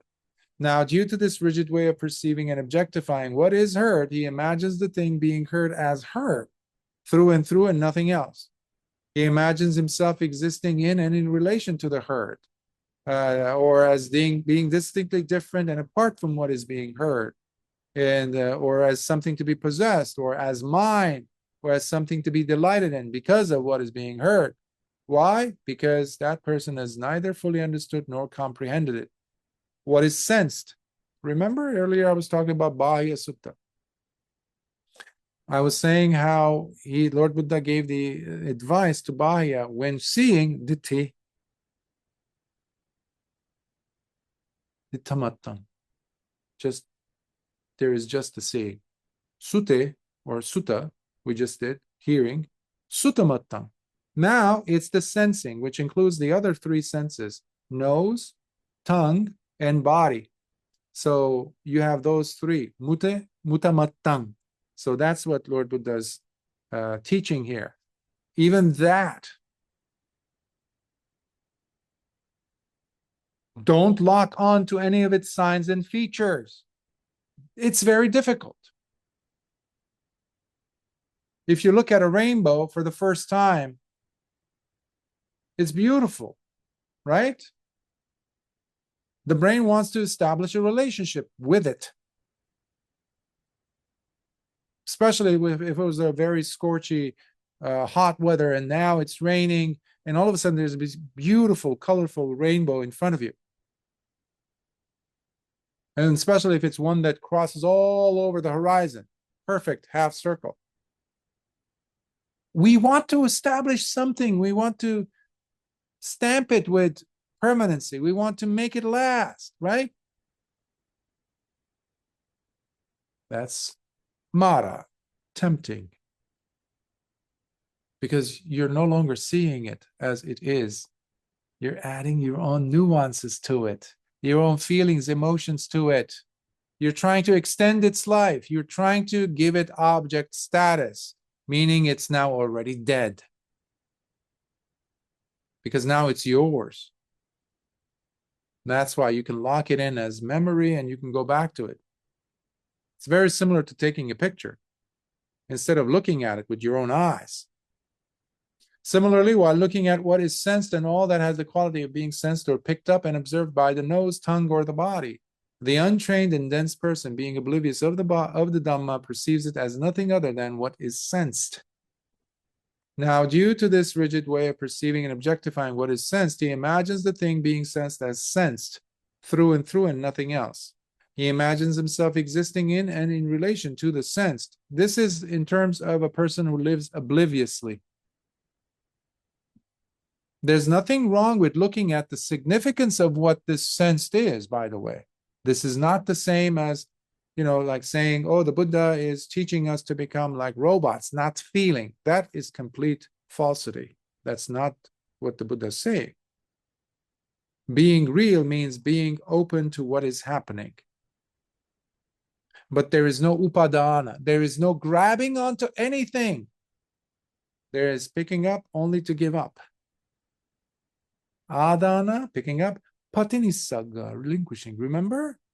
Adana, patinissaga. You're picking up the experience. You're seeing it for what it is and you're letting it go. You're becoming like a tube, hollow tube, letting it pass.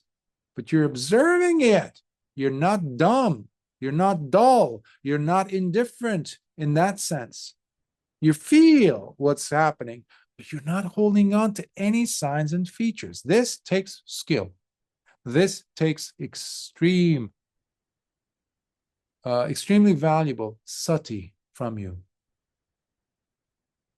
This hones sati for you, in fact. So the person imagines it as something to be possessed and as mine and something to be delighted in, and because of that, what is being sensed. And such a person has neither fully understood nor comprehended. Number 20, what is known or cognized? Bahya heard 4. So far I covered 3, right? Ditte, sute, mute, and vinyate, vinyatamattang. When knowing something, when cognizing, just know Bahya. That means ideas, thoughts, concepts, anything that comes to your memories. Don't hold on to them with crazy glue fingers. Don't grab anything. If you grab, that means there's the presence of tanha, craving, there's presence of conceit, and there's definitely opinions or views, wrong views, all based on ignorance. So what is known or cognized? Vinyata. Similarly, while looking at what is known or cognized and all that has the quality of being known or cognized and observed by the mind, the untrained and dense person, being oblivious of the Dhamma, perceives it as nothing other than what is known. Now, due to this rigid way of perceiving and objectifying what is known, he imagines the thing being known as known through and through, and nothing else. Get some water.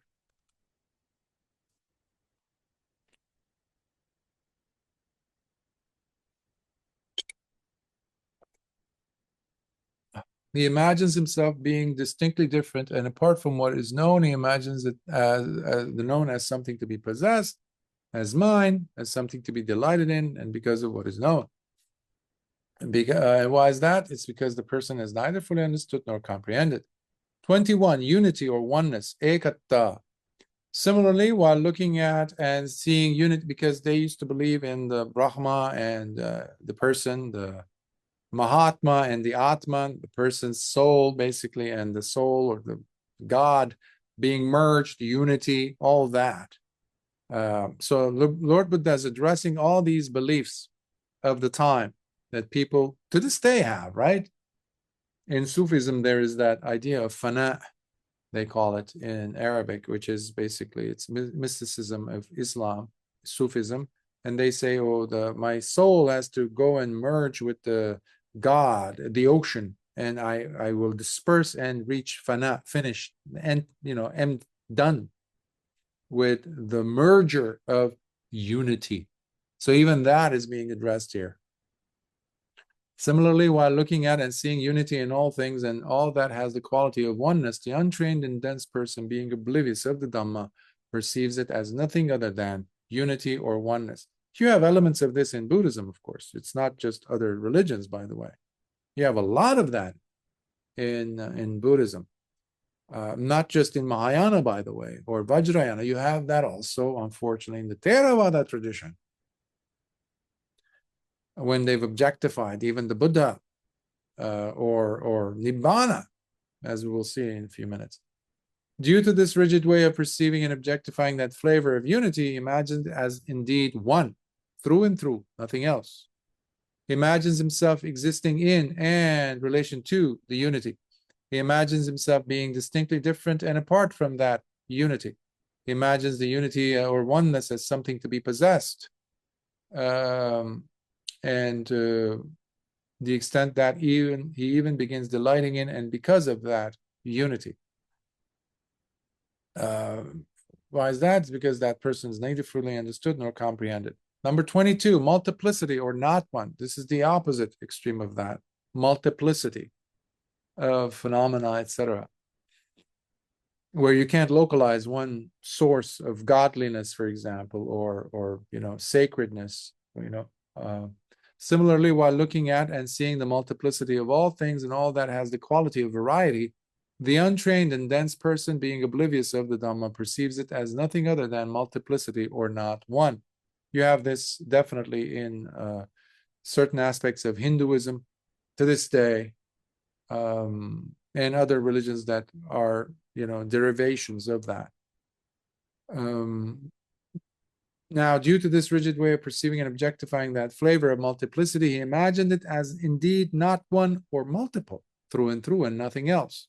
He imagines himself existing in that multiplicity, or distinctly different from it, or being possessed, something that can be possessed as mine, as something to be delighted in.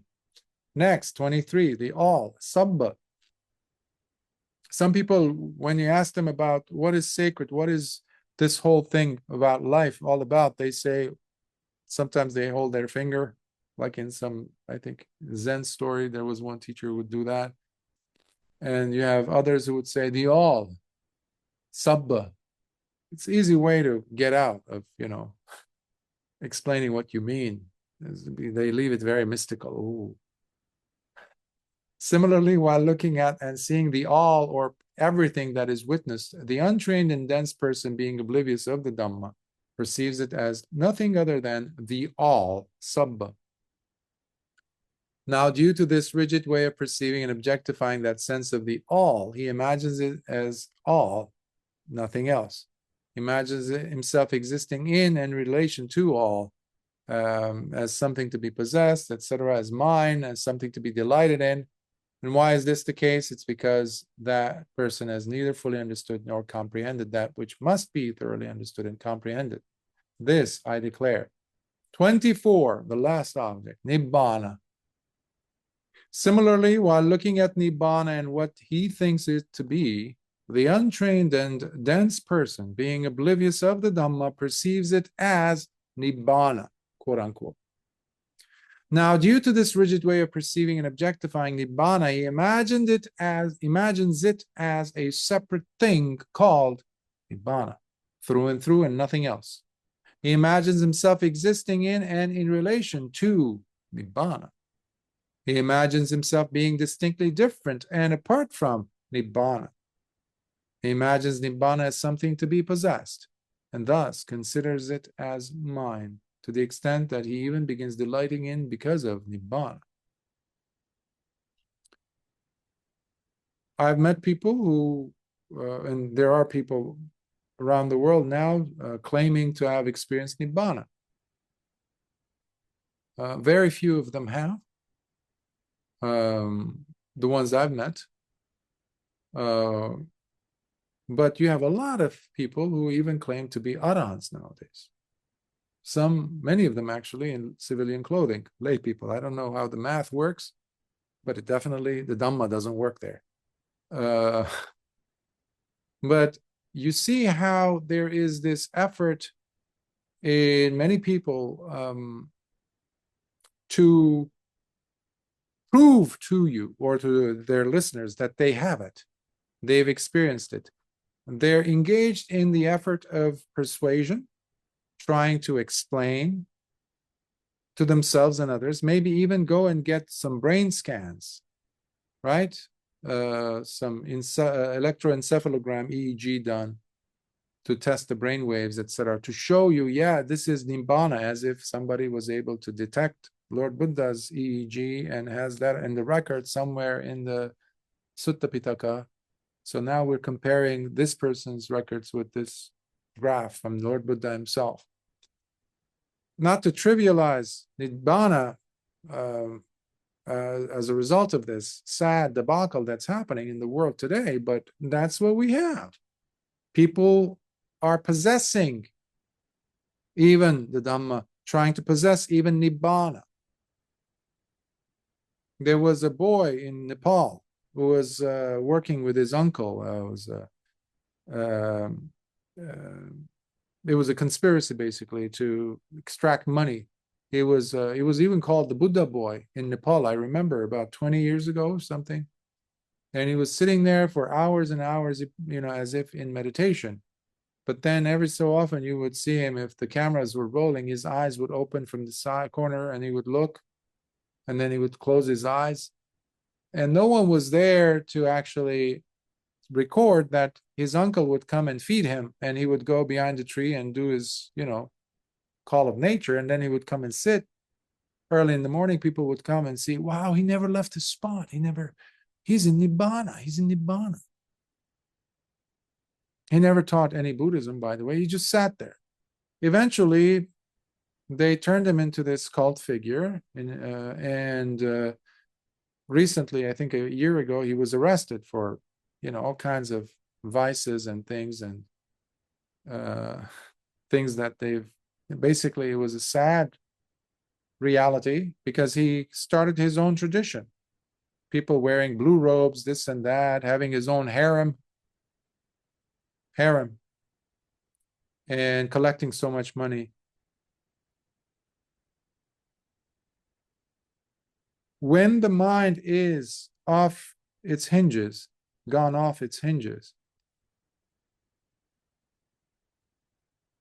anything is open for sullying, for dirtying, including Nibbāna. But above all, when people take Nibbāna as a thing and they give it some sense of permanency, that's when the danger really takes place, because now everybody has some legitimacy to treat it as an object, as having a relationship to themselves, as a thing you enter into. People still, to this day, believe that Nibbāna is the land where the Buddha and all the Arahants died and went into, and that's where they are, in Nibbāna land. People believe this. Buddhists, Theravada Buddhists believe this, and I'm not talking about illiterate people living in some remote villages somewhere in India or in Thailand or Sri Lanka. No, I'm talking about people, monks with degrees, with thousands of followers in very powerful, affluent societies, Buddhist societies and communities and temples believe this, because it gives people hope. It's common to hear Buddhist monks, Theravadan monks, talking to the loved ones of a person who died, and they say, oh, may he attain Nibbāna once, especially when they're about to die, or may he attain Nibbāna where he landed, in the next life, or this, that, as if we like to give it the sense of permanency, to even in perpetuity, like to extend it, permanency. That's eternalism. This is one of the things that the Brahmajala Sutta is warning against. In fact, so many views are based on the eternalist views. But we have that now. Buddhists are not immune to stupidity, If people think Mūlapariyāya Sutta is something to be shunned or overlooked or just pushed aside because it's not meant for everyone, or it's too complicated, or it's not necessary to know, that's already, you're doing the Mara's work. So Nibbāna is not something to be possessed. It's ridiculous. Even the smell of a pizza you cannot possess, Something so trivial, so mundane, so passing. So the Buddha here is challenging everyone. The Buddhists sitting there, the Buddhist monks, or his contemporaries, or those who would come later, centuries later, like today, challenging everyone by treating Nibbāna even as a mental object. Nothing permanent about it in that sense, an objectified reality about it, to hold on to try to possess. But then you have people today who are ready to go, in a fist fight to prove to the other that they have attained Nibbāna. I've seen these people getting into arguments as to why shouldn't they be able to tell their loved ones or their followers or their friends that they have attained Sotapatti, first stage, let alone Arahantship. Oh boy. Then they have to have a podcast. They have to have a book or two written to tell the world that they have Nibbāna.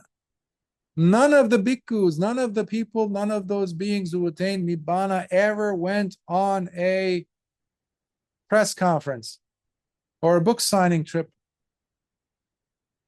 Many, many, many bhikkhus who became Arahants and bhikkhunis who became Arahants did not even go to the Buddha because of health reasons, this and that. And they're like, Because now you're even equal to the Buddha as far as Nibbāna is concerned.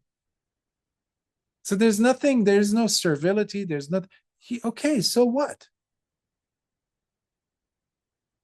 So even Nibbāna is treated as an object in the mind of, in this case, of the puthujjana. And that's what the Buddha is saying.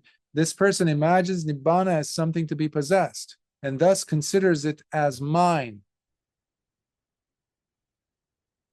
I've had people who would keep emailing me, messaging me, trying to ask me questions to validate for themselves that they, yes, indeed, attained Nibbāna, or how come I think they might not have.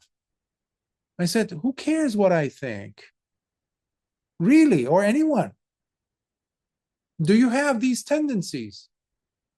How do you look upon the triple gem? Do you break sila? Already, you should know. You should know. You don't have to come ask me or anyone. But there is this longing to perpetuate conceit underneath it. There's a longing and craving to add crazy glue to this concept that you call Nibbāna now, and attaching yourself to it, which is craving, tanha. And all based on ditthi, wrong views, through and through. That's why today you even have individuals who teach blind followers. They themselves blindly following their own ignorance, who now they die and in misery, miserable places they end up. And their followers think that their teacher was actually an Arahant as he died.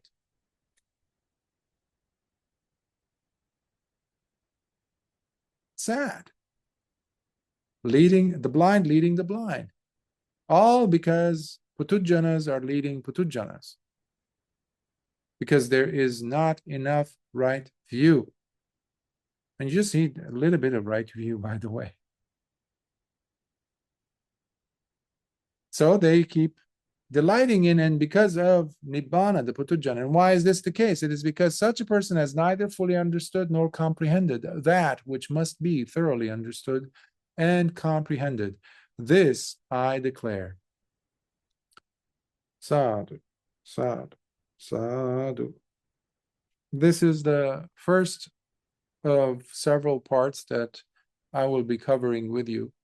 And given the significance of this sutta, as I'm hoping that you also are able to see as to why, I decided to, instead of meeting every other week, as we normally do, because I don't want to separate, I don't want to segregate the momentum of us exploring this sutta specifically, because it's the king of all suttas in the Majjhima Nikāya.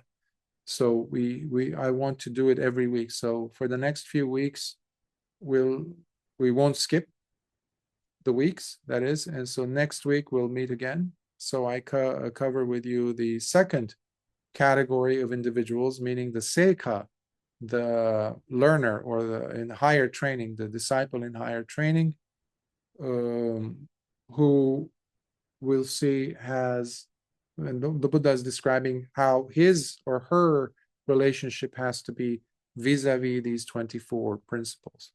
So I will stop here and see if there are any questions.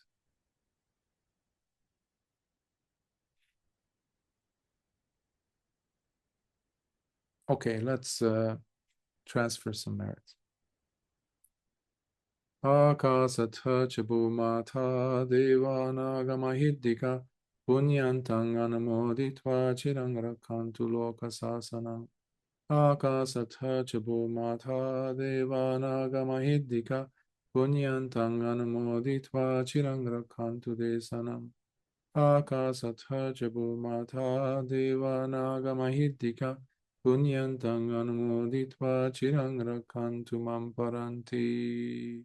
Sadhu, sadhu, sadhu. May you be well, and I salute you and applaud you for also joining me on this adventure, which requires courage and tolerance and adaptability and having the will to probe this powerful sutta, especially this powerful sutta. So I encourage you to read the PDF that's available on the website and to follow along, because some of them, as you noticed, I went through faster to cover this section because it's quite extensive. But yeah, so I'll see you next week as we cover the next portion of the Mūlapariyāya Sutta, part 2. Be well. Sukhi hota.